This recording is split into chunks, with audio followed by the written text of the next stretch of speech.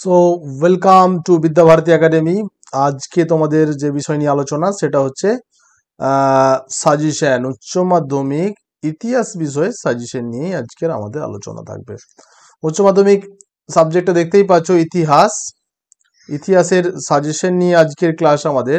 সেটা হচ্ছে West Bengal council for higher secondary education, এই বোর্ডের অধীনে যে ইতিহাস সাবজেক্ট তোমাদের এইচএস 2024 সালের জন্য খুব গুরুত্বপূর্ণ প্রশ্ন যেগুলি, সেগুলিকে নিয়েই কিন্তু আমরা আলোচনা করব। প্রথম অধ্যায়, দ্য ফার্স্ট চ্যাপ্টার, অতীত স্মরণ। এই চ্যাপ্টারে কি কি প্রশ্ন ইম্পর্টেন্ট সেই প্রশ্নগুলি দেখে নাও এক নজরে প্রত্যেকেই। প্রথম প্রশ্ন দেখো, মিথ বা পৌরাণিক কাহিনী কি? লিজেন্ড বা কিংবদন্তি বলতে কি বোঝো? অতীত বিষয়ে মানুষের ধারণাকে এরা কিভাবে রূপদান করেছে। এটা 5+3=8 করে তোমাদের আসতে পারে। কেমন? এরপরে দেখো, এরপরে আমরা চলে যাব। নেক্সট প্রশ্ন হচ্ছে, পেশাদারি ইতিহাস বলতে কি বোঝো? পেশাদারি ইতিহাস বলতে কি বোঝো এবং অপেশাদারি ইতিহাসের সঙ্গে পেশাদারি ইতিহাসের পার্থক্য কি? সো এইটা কিন্তু একটা ইম্পর্টেন্ট প্রশ্ন আসবে, এবং অথবা এইভাবে আসতে পারে যে পেশাদারি শাখা হিসাবে ইতিহাসের গুরুত্ব আলোচনা করো। 3+5 অর্থাৎ 8 নাম্বার, এইভাবে কিন্তু ইম্পর্টেন্ট, এভাবেও কিন্তু আসতে পারে। অনেক সময় এইভাবে দেখা যাচ্ছে যে 5+3 বা 3+5=8 করেও কিন্তু দিয়ে দিচ্ছে। এটা তো তোমাদের আরো ভালো, যাতে নাম্বারটাও ভালো আসে তোমাদের এই ধরনের প্রশ্নগুলো ক্ষেত্রে 8 নাম্বারের উত্তর লিখবে এইভাবেই।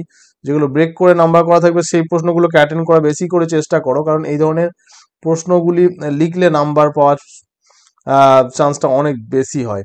মিউজিয়ামের প্রকারভেদ আলোচনা করো, এটাও 8 নম্বরের জন্য খুব গুরুত্বপূর্ণ।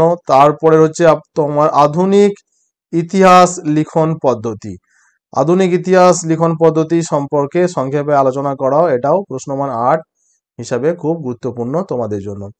এরপরে দেখো, এরপরে হচ্ছে দ্বিতীয় অধ্যায়, যেটা ঊনবিংশ ও বিংশ শতকে উপনিবেশবাদ ও সাম্রাজ্যবাদের প্রসার, দ্বিতীয় চ্যাপ্টার প্রশ্ন। এখান থেকে দেখো, ইম্পেরিয়ালিজম এবং কলোনালিজম বিষয় যে হবসম এবং লেনিনের যে থিওরি, সেটাও কিন্তু প্রশ্নমান 8-এ খুব ইম্পর্টেন্ট। তারপর হচ্ছে সাম্রাজ্যবাদ কি বলতে কি বোঝো? So what is imperialism? সাম্রাজ্যবাদের উদ্ভবের কারণ কি? এই যে প্রশ্ন, সেই প্রশ্নটাও কিন্তু সংক্ষেপে আলোচনা করো। 3+5 অর্থাৎ 3+5=8, এইভাবেও কিন্তু আসতে পারে। কেমন? সেটা তোমরা দেখে রাখো। উপনিবেশবাদ বলতে কি বোঝো? সাম্রাজ্যবাদের সাথে উপনিবেশবাদের সম্পর্ক কি? 3+5 হিসাবে কিন্তু important. What is the difference between the colonialism এবং ইম্পেরিয়ালিজম এবং রিলেশন অর্থাৎ সম্পর্ক, এটাও কিন্তু ইম্পর্টেন্ট। এভাবেও কিন্তু দিয়ে দেয় অনেক সময় সাম্রাজ্যবাদের সঙ্গে উপনিবেশবাদের সম্পর্ক জায়গায় তোমাদের যদি পার্থক্য চলে আসে, সেটাও তোমরা একটু দেখে নিও।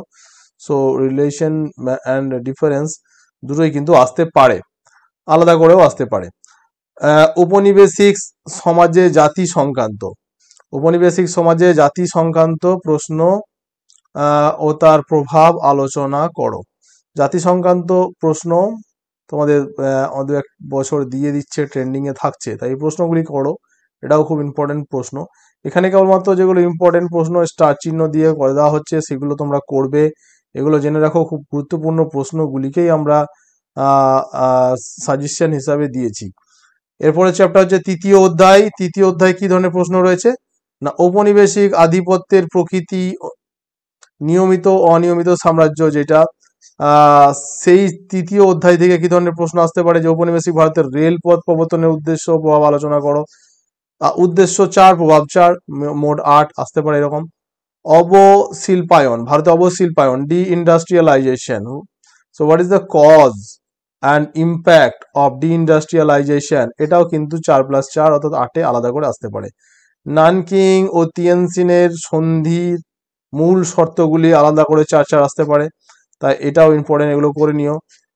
বাছাই করা প্রশ্নগুলিকেই দেওয়া হয়েছে। ব্রিটিশ ভারতে ভূমি রাজস্ব ব্যবস্থা, ভূমি রাজস্ব ব্যবস্থার মধ্যে কিন্তু তোমার পার্মানেন্ট সেটেলমেন্ট অর্থাৎ চিরস্থায়ী বন্দোবস্ত, চিরস্থায়ী বন্দোবস্ত নিশ্চয় পড়েছো। এই চিরস্থায়ী বন্দোবস্তটা নিয়ে আলাদা করে প্রশ্ন চলে আসতে পারে, তাই এই ভূমি রাজস্ব ব্যবস্থার সংক্ষিপ্ত পরিচয় দাও, এই প্রশ্নটা পড়তে গিয়ে তোমরা অবশ্যই চিরস্থায়ী বন্দোবস্ত এই নোটটাকে একটু বড় করে পড়বে, একটু বেশি করে দেখে নেবে।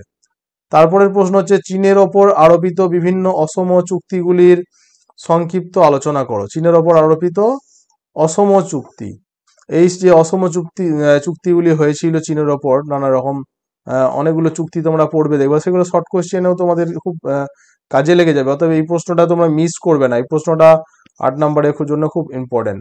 পলাশি যুদ্ধ এবং বক্সারের যুদ্ধের ফলাফল তুলনামূলক আলোচনা করো, যে কোন যুদ্ধের গুরুত্ব বেশি, পলাশি যুদ্ধ না বক্সারের যুদ্ধ, সেই নিয়েও অনেকটা তোমাদের ব্যাখ্যা করে লিখতে হবে।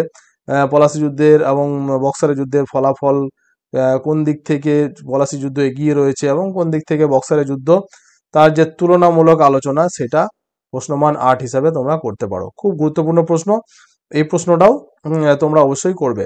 চতুর্থ অধ্যায় সাম্রাজ্যবাদের প্রকৃতি আলোচনা করো, বা সাম্রাজ্যবাদের প্রকৃতি, সাম্রাজ্যবাদের প্রকৃতি এই চ্যাপ্টারে কি কি রয়েছে। কখনো রাজা রামমোহন রায়, কখনো বিদ্যাসাগর থেকে প্রশ্ন দিয়ে দিচ্ছে, তাই সমাজ সংস্কার হিসেবে রাজা রামমোহন রায়ের অবদান আলোচনা করো। বিদ্যাসাগরটা একটু দেখে নিতে পারো, বিদ্যাসাগর সমাজ সংস্কারক হিসাবে বিদ্যাসাগরের অবদানও কম নয়, বিদ্যাসাগর থেকেও অনেক সময় প্রশ্ন দিয়ে দেয়, তাই এটাও তোমরা প্রশ্নমান 8 হিসাবে পড়তে পারো। ব্রিটিশ শাসনকালে আদিবাসী ও দলিত সম্প্রদায়ের মধ্যে দলিত সম্প্রদায়ের যে বিবরণ দাও, এটা প্রশ্নমান 8 তোমাদের আসবে। চীনের চৌঠা মে আন্দোলন অর্থাৎ 4th মে আন্দোলনের কারণ ও প্রভাব, তো 4 নম্বরের জন্য 4 করে তোমাদের 8 নম্বরের জন্য খুব ছোট ছোট করে করলেই হবে, দুটোকে আলাদাভাবে তোমরা নোট করবে। বাংলায় নবজাগরণের প্রতি আলোচনা করো এবং এর সীমাবদ্ধতা কি ছিল, এটাও কিন্তু 5+3 অর্থাৎ মোট 8। এই প্রশ্নটাও খুব গুরুত্বপূর্ণ। তো এই প্রশ্নগুলিকে তোমরা ছাড়বে না, এই প্রশ্নগুলিকে অবশ্যই করবে, কারণ এই প্রশ্নগুলি আমরা সাজেশন তৈরি করেছি এবং অনেক বাছাই করে কিন্তু এই প্রশ্নগুলিকে আমরা তুলে এনেছি, তাই এই প্রশ্নগুলি তোমাদের এবারের জন্য খুব ইম্পর্টেন্ট। মন্টেগু চেমসফোর্ড সংস্কার আইন, এটা পড়ে নিও। এটা খুব একটা ইম্পর্টেন্ট না হলেও ভারত শাসন আইনটা কিন্তু দারুণ ইম্পর্টেন্ট, এটা কিন্তু খুব গুরুত্বপূর্ণ। ভারত শাসন আইন 1935 সালে ভারত শাসন আইনের প্রেক্ষাপট শর্তাবলী আলোচনা করো, এই আইনের গুরুত্ব কি ছিল, এটা কিন্তু কোনোভাবেই তোমরা মিস করবে না, এটা দারুণ ইম্পর্টেন্ট খুব। জালিয়ানওয়ালাবাগ হত্যাকাণ্ডের প্রেক্ষাপট খুব ইম্পর্টেন্ট, জালিয়ানওয়ালাবাগ হত্যাকাণ্ডের প্রেক্ষাপট এবং এর গুরুত্ব, জালিয়ানওয়ালাবাগ হত্যাকাণ্ডের যে ঘটনার গুরুত্ব খুব ইম্পর্টেন্ট। লখনৌ চুক্তির শর্ত ইম্পর্টেন্ট এবং এর গুরুত্ব আলাদা আলাদা 4 করে আসতে পারে। 50-এর মন্বন্তরের কারণ ও ফলাফল, এটাও ইম্পর্টেন্ট। তোমরা জালিয়ানওয়ালাবাগ হত্যাকাণ্ড, লখনৌ চুক্তি খুব বেশি ইম্পর্টেন্ট, এবং তার সঙ্গে তোমার 1935 সালে ভারত শাসন আইন। আর এই চ্যাপ্টার থেকে আরেকটা প্রশ্ন তোমরা পড়ে নিও, সেটা হচ্ছে 6 নম্বরের রাওলাট আইন, রাওলাট আইনের শর্তাবলী প্রেক্ষাপট ও প্রতিক্রিয়া, কেমন? তো রাওলাট আইনের শর্তাবলী প্রেক্ষাপট, কোন প্রেক্ষাপটে রাওলাট আইন জারি করা হয় এবং এর সম্বন্ধে ভারতীয়দের প্রতিক্রিয়া কি ছিল, এই প্রশ্নটাও খুব ইম্পর্টেন্ট। দ্বিতীয় বিশ্বযুদ্ধের প্রকৃতি, ভারতের স্বাধীনতা সংগ্রামে সুভাষচন্দ্র বসুর অবদান আলোচনা করো। ভারতের স্বাধীনতা সংগ্রামে সুভাষচন্দ্র বসু খুব ইম্পর্টেন্ট প্রশ্ন, এটা প্রত্যেক বছর এই চ্যাপ্টার থেকে যে প্রশ্ন আসে তার মধ্যে একটা গুরুত্বপূর্ণ প্রশ্ন হিসাবে এটা কিন্তু চিহ্নিত হয়েই থাকে, এই প্রশ্নটা তোমরা মিস করবে না। 1942 সালে ভারত ছাড়ো আন্দোলন, ভারত ছাড়ো আন্দোলন 42-এর আন্দোলন বলতে পারো, আগস্ট আন্দোলন বলতে পারো। তাই ভারত ছাড়ো আন্দোলন, আগস্ট আন্দোলন, এই আন্দোলনের যে ঐতিহাসিক তাৎপর্য নিশ্চয়ই রয়েছে, এবং এই আন্দোলনে মহিলাদের অংশগ্রহণ সম্পর্কে, যে ভারত ছাড়ো আন্দোলনে কিন্তু সবচেয়ে বেশি মহিলারাও অন্যান্য আন্দোলনের চেয়ে ভারত ছাড়ো আন্দোলনে মহিলাদের একটা অবদান ছিল, তাই এই আন্দোলনে মহিলাদের অংশগ্রহণ, participation of women in quit movement, এটা কিন্তু খুব ইম্পর্টেন্ট, অর্থাৎ ভারত ছাড়ো মহিলাদের অংশগ্রহণ। পরের প্রশ্ন চলে এসো, মন্ত্রী মিশন বা ক্যাবিনেট মিশন, মন্ত্রী মিশন বা ক্যাবিনেট মিশন ইম্পর্টেন্ট, ঠিক আছে, এটা করে নিতে পারো। তার থেকে ভারত ছাড়ো আন্দোলনটা আরো বেশি ইম্পর্টেন্ট, সেটাও করে নেবে। সপ্তম অধ্যায়ে রয়েছে ঠান্ডা লড়াইয়ের যুগ অর্থাৎ কোল্ড ওয়ার, কোন chapter? Age of cold war. তো এই এজ অফ কোল্ড ওয়ার থেকে যে প্রশ্নগুলি আসবে সেগুলি হচ্ছে, তার মধ্যে ইম্পর্টেন্ট হচ্ছে ট্রুম্যান নীতি ও মার্শাল পরিকল্পনা সম্পর্কে সংক্ষেপে লেখো, খুব ইম্পর্টেন্ট প্রশ্ন, ট্রুম্যান নীতি ও মার্শাল পরিকল্পনা সম্পর্কে। সুয়েজ সংকটের সংক্ষিপ্ত পরিচয় দাও, ইম্পর্টেন্ট, বা সুয়েজ সংকটের তাৎপর্য এবং এই সংকটে ভারতের ভূমিকা কি ছিল, ইম্পর্টেন্ট। কিউবার ক্ষেপণাস্ত্র সংকটের সংক্ষিপ্ত পরিচয় দাও, ইম্পর্টেন্ট প্রশ্ন। এগুলি করতেই হবে।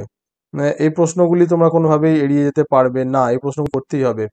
কোরিয়ার যুদ্ধ, কিউবা বা কোরিয়া এই দুটির মধ্যে একটি কিন্তু খুব ইম্পর্টেন্ট এবছরের জন্য। ঠান্ডা লড়াইয়ের প্রেক্ষাপট, ঠান্ডা লড়াই বলতে কি বোঝো, এটা ভেঙে ভেঙে আসতে পারে এইভাবে, তাই এটাকেও তোমরা করে নেবে।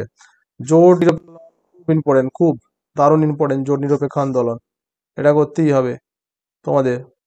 এরপর হচ্ছে সোভিয়েত সোভিয়েতিকরণের উদ্দেশ্য কি ছিল, এটা ঠিক আছে করতে পারো, এটা ইম্পর্টেন্ট কিন্তু খুব বেশি ইম্পর্টেন্ট নয়। অবস ঔপনিবেশিকরণ, সার্ক কিভাবে গঠিত হয়, এর উদ্দেশ্য, প্রেক্ষাপট, সার্ক ছিল, আলাদা আলাদা করে চার চার করে আসতে পারে, খুব ইম্পর্টেন্ট প্রশ্ন, এই প্রশ্নটাকেও তোমরা মিস করবে না। এবার হচ্ছে এই যে স্বাধীন বাংলাদেশের উত্থান, মুজিবুর রহমানের ভূমিকা, ইম্পর্টেন্ট প্রশ্ন। স্বাধীন ভারতের পঞ্চবার্ষিকী পরিকল্পনার লক্ষ্য ও গুরুত্ব আলোচনা করো, পঞ্চবার্ষিকী পরিকল্পনা এর লক্ষ্য ও গুরুত্ব আলোচনা করো, প্রশ্নমান 8 হিসাবে। উপনিবেশিকরণ বলতে কি বোঝো, এর সামাজিক, রাজনৈতিক ও অর্থনৈতিক যে তাৎপর্য রয়েছে সেটা, এটাও কিন্তু খুব ইম্পর্টেন্ট প্রশ্ন এবারের জন্য। উপনিবেশিকরণ দারুণ ইম্পর্টেন্ট প্রশ্ন। তো একেবারে যেগুলো বাছাই করা সাজেস্টিভ প্রশ্ন, যেগুলো তোমাদের এবারের জন্য ইম্পর্টেন্ট, সেইগুলোই কিন্তু 2024 সালের সাজেশন হিসাবে আমরা আলোচনা করলাম।